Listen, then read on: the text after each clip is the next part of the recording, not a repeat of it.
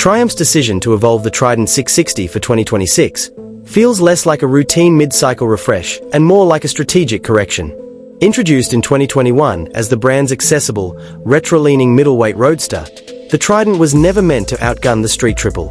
Instead, it won buyers with style, simplicity, and price. 5 years on, however, competition has intensified, and Triumph clearly realized that entry-level can no longer mean underpowered. The headline change is impossible to ignore.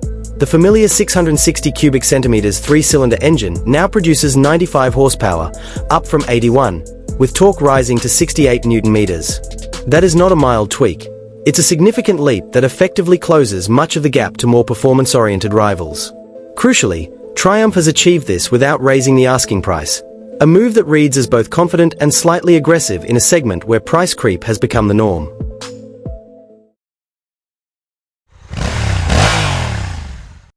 Much of this newfound energy comes directly from the Daytona 660, which shares the same mechanical base but launched with sharper intent. By borrowing its internal upgrades, Triumph has transformed the Trident's character. The red line has been pushed up by 20% to a very lively 12,650 RPM, promising a more vocal, more engaging triple-cylinder experience, something critics of the original model felt was missing. The engineering changes are extensive enough to silence accusations of cosmetic tinkering. Triumph has ditched the single throttle body in favor of 344mm units, one per cylinder, complemented by a larger airbox and a redesigned cylinder head with bigger exhaust valves and a more aggressive cam profile. Add in revised cooling, exhaust, gearbox, and clutch, and it becomes clear this is a ground-up rethinking of how the Trident should perform, not just how it should feel on paper. Chassis and suspension updates are equally telling. Early Trident 660 models were praised for friendliness, but criticized for composure when pushed hard. The addition of a new Showa rear shock and a revised frame suggests Triumph listened. Combined with wider handlebars, these changes should deliver sharper feedback and greater stability, key traits for riders who now have 95 horsepower to manage. Visually, the updates are restrained but purposeful. A reshaped fuel tank gives the bike a more muscular stance, while the new split-seat arrangement improves both aesthetics and practicality.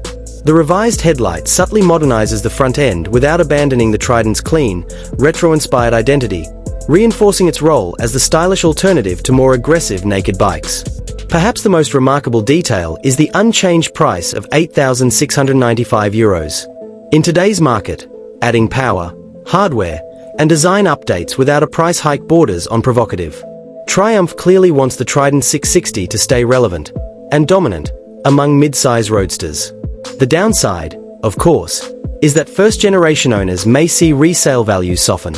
But for new buyers, the 2026 Trident 660 looks less like an entry point and more like a fully formed middleweight statement.